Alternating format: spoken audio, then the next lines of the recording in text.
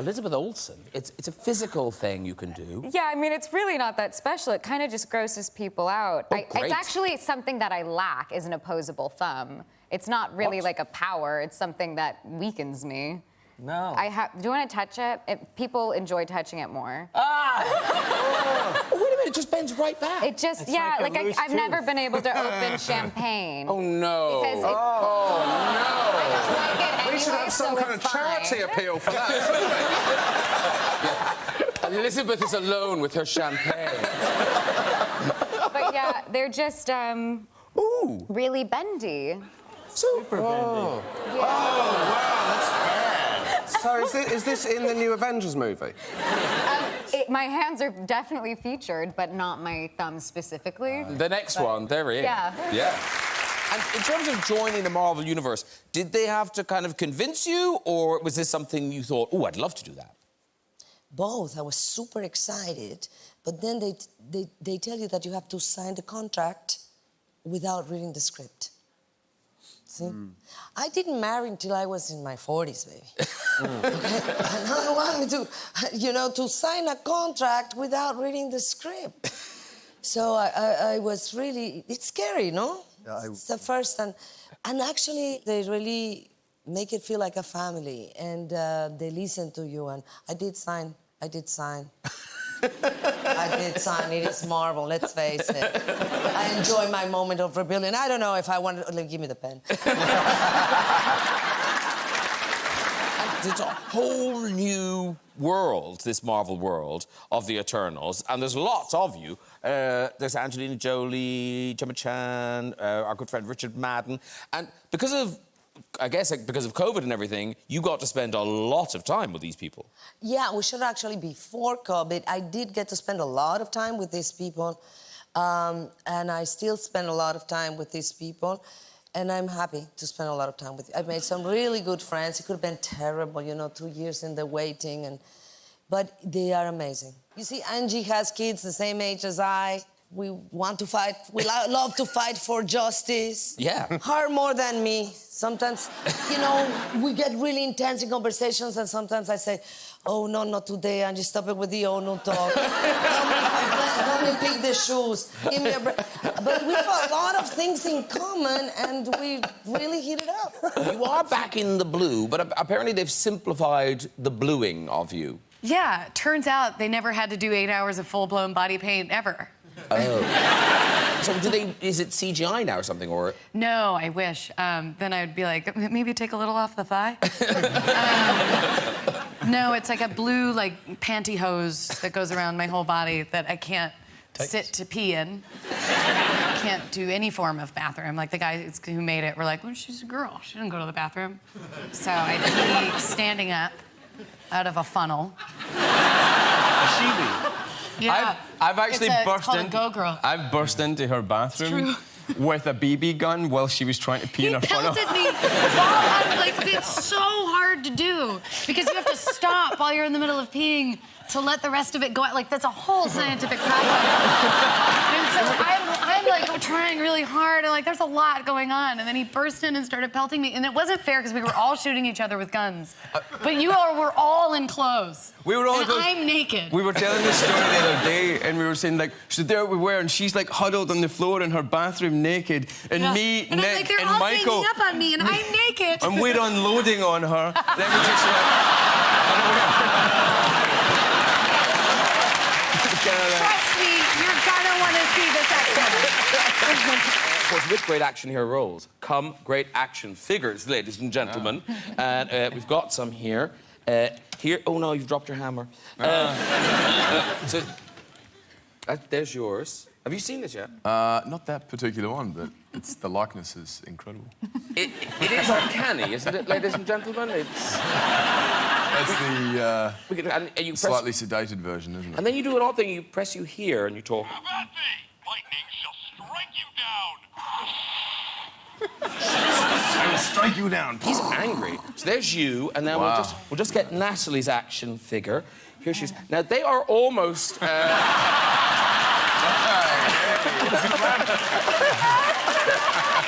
the ramp? Exactly. Yeah. Where's the ramp? Children would have hours fun playing with those.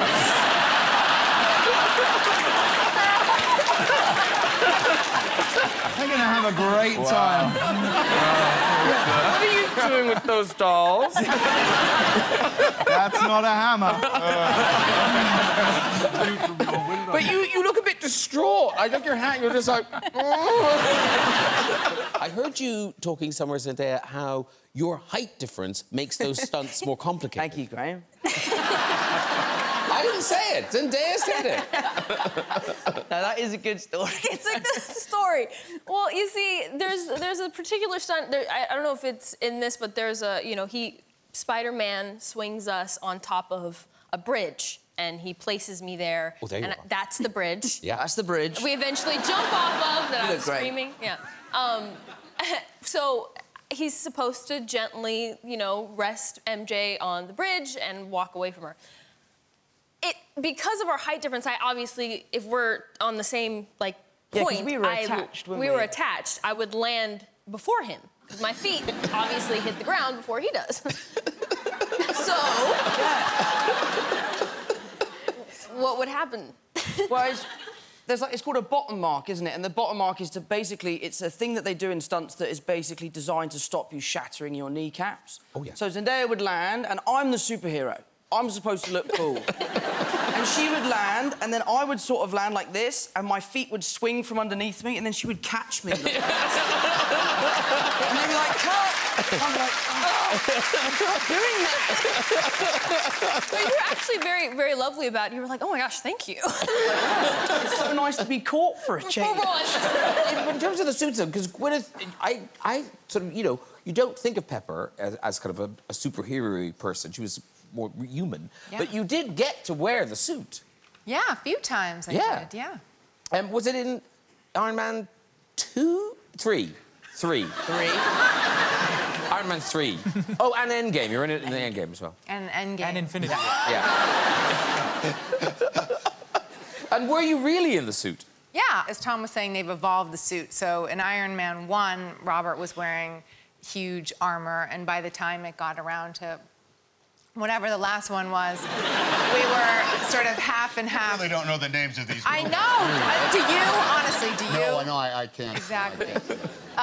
So mine didn't have a zipper, but I guess I don't need a zipper. In the All that same way. steaming. Yeah. Exactly.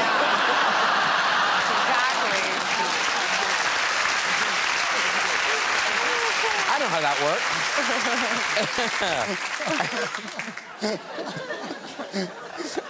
It's like the subway. Woo. You have to get into them like with talcum powder and people pulling them up and. Yeah. What are we talking about right now? Okay, sorry. Pardon me. Yeah. Good point. Yep. Good I just point. wanted to. The suit. My last suit, I had to definitely wiggle into it. Yeah. I've done some Do you have to CGI, and it's Oh, like yeah. putting on a really tight wetsuit or a scuba outfit. Yeah. Yeah, but it feels so nice. Yeah. That's funny. Tessa, tell me this. What is the thing about you and goats? Well, so I think I kind of look like one in the sense because my eyes are sort of they're spaced far apart. And so there was this photograph that was taken of me, and I found a photograph that I looked similar to that goat. And so in a hair and makeup trailer I was making in London, this film Annihilation, and we had it in the hair and makeup trailer. And I think at some point I said something about it in an interview, and someone started this Twitter account called Tessa as Goats. So every day they post a photograph of me and a photograph of a goat that looks like me. Tessa's not making this up. You'll like this, Claudia. So some of them are very simple. This is you in a stripy dress, and all they have to do is find a stripy goat. Not hard to do. There you go. Now, the next one, this is you in a straw hat. Surely we'll find a goat in a straw hat. Yes, they did. There you go. Beautiful. Now, this is harder. This is you with firemen. Now, that, you don't immediately think, well, there's bound to be a picture of a goat with firemen, but there is. Yeah. Those firemen look happier than the other firemen. I don't blame them. Now, this is very difficult. This is you as Valkyrie on a horse. Will there be a picture of a goat on a horse? Yes, there is. Now, I feel like that goat was on that horse for a nanosecond. They just got it in time. Yeah, mid-hop. And finally, this is Tessa on a motorbike in Men in Black International. Will there be a picture of a goat as a pillion passenger on a motorbike? Yep. Why, yes, there will. How comfortable does that goat look? Very good. And that's good that you've avoided the Marvel universe so far, but you're in it now. Yes, Loki, yeah. But you turned things down until before Loki. Yeah, well, I don't know. I think, you know, there's some things that just either didn't feel right or and also some things that I auditioned for and didn't get. So, you know, it's that sort of thing of when it's right and the right timing. But yeah, I mean, similarly with the costumes, I don't have any kind of crazy suits, but like, you know, the whole cape thing, I mean, even just for moving from set to set, you know, because of the secrecy of the costumes, of what character you're playing, you know, we have to wear these capes over our costumes to hide, you know, what our character could be. But isn't it, because obviously we've talked a lot about how they don't show you the scripts and da-da-da-da. Yeah. But is it true you weren't allowed to see what you were wearing? Well, I saw a drawing. And I saw a little bit of a script and like some of the previs and everything. But yeah, it wasn't really until, you know, the first costume fitting that I really got a chance to kind of, you know, understand my character's costume. And here is your costume in Loki. Ta-da! Ooh, it's a jacket. That sounds like they didn't know what they were doing. They were like, just draw something quickly. I know, it's a suit. I mean, I do love my costume, though, because it is a suit. It's a suit, but it has a kind of swooshy kind of tail bit, which is kind of fun. Next time we see you, we'll be in the world of Marvel. Yes, I'll be in Loki. Oh, fantastic. Do you know what episode you show up in? Who do you play? All that sort of stuff? Oh, I show up at the beginning, and I don't think I can tell you who I play. Not even who you play? No, I don't think so. You know what it's like with Marvel. You know what it's like. You can't talk about anything. I'm terrified. I'm terrified. Those Marvel lawyers, they're just out of shot. Yes, they are. You hear the phone ringing. I like that, Hayley, in this film, you were using props that, honestly, to my mind, was just like, oh, yeah, that's a thing. But you were dealing with things you'd never really seen before. Yes, I had to be shown how to use a Walkman. There were other items that I came across that I tried for a moment to act as if I knew what it was, but I didn't get away with it for long without asking. But I do have to say, our director, Travis Knight, as a child of the 80s and a fan of the toys and of the movies, he really not only brought to life this incredible world of the 80s that feels really authentic. He created a space for me, and I never felt like entirely out of place in any way. It was really made so that I could step right in and feel right at home. Because you were a model, weren't you? You did do modelling. For a couple of years, yeah. So did this make you miss it, or did you just kind of think, thank God I don't do that anymore? Yeah. Did you not like it at all? I mean, it was an okay way to earn money because I was working in a pub before that, so it was good for that, but it's not something I ever aspired to do in life. And there was a couple of things I had to do, like put a bucket on my head in a casting, which was rather strange. I love that as a model, they would ask you to put a bucket over your head. Yeah, they were like, This it was makes about no the shoes. sense. Oh, it was about the shoes. Yeah, they didn't want any distractions. A bucket over your head's not going to be a distraction, is it? Oh, look at the shoes of that lady with a bucket on her head. Wow. What's that clanking sound? You'd met Timothée Chalamet before this, hadn't you? Oh, God. I had met him about a year previous. We were doing the kind of award season rounds together, and I loved his surname, Chalamet. And every time I read it as Shalamala Bing Bong. And when I saw him at this event, someone was coming to introduce me, and I said in my head, I was like, Timothée Shalamala Bing Bong. As I was walking towards him, to the point where it's now become such a name in my family that my gran met him last week at however many weeks ago, at the Paris premiere. And afterwards, she came up, she was like, I met Timothée Chalamet Bing Bong. Jessica Chastain, you like a prank. I love a prank. He does. Yeah, because you've suffered at her hands. I have. So on this film, I showed up, and James and I have worked together 3 times now. And he's so much fun, we're friends. And I showed up, and he was like in character. He was Professor X. Yep, I mean, not thank like you. methody, but like No. he was serious. Still He approachable. was a little grumpy. He was grumpy. What? You were grumpy that day. You were grumpy. And He so was grumpy. we decided to play a trick on him. And there's a scene where he's on these wires. He's got wires on his legs and on his hand, and then he's lifted up, and other people are lifting, like he's a puppet and flying. And so we do the scene multiple times, and once the director's happy with it, he kind of gives us the thumbs up, and then the director goes, "Oh, I just need one more take, James. Can you do it?" No problem. And James is acting his ass off. He's great. Action, and the Macarena starts playing. And he lifted up, and then they start making him do the Macarena. It's brilliant. Honestly, it was, yeah, it deserves around It was truly funny. No, really, I thought it was really funny. And for like 10 seconds, I was laughing my head off, but after about 2.5 minutes, I was like, I'm in a harness. It's cinching my bits. It's turning my pinky bits into black and blue bits. It was not good. Now, because, Sophie, you've talked in interviews about how all the cast have their own superpowers. Now, obviously, Jessica's is pranking. Yes, Jessica's is pranking. What are yours? Sleeping. Yes, I hear you're very good at sleeping. I'm incredible at sleeping. I can do it anywhere you like, anytime. You guys have witnessed this sleeping. Yes, very much. In the middle of a scene. Professional.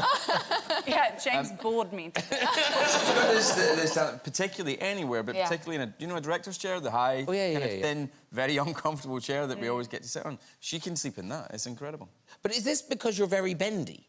I am. I used to sleep in cars like this. My fake fringe nearly fell off.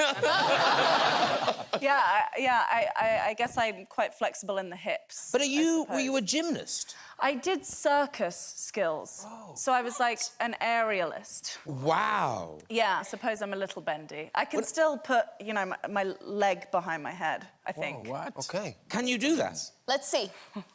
Now I'm going to pull a muscle. I won't be able to... You can't Stuck do for it. the rest You of the can't show do it. if I you like. promise. We'll edit it out. Oh, no, it's going to happen. It's going to happen.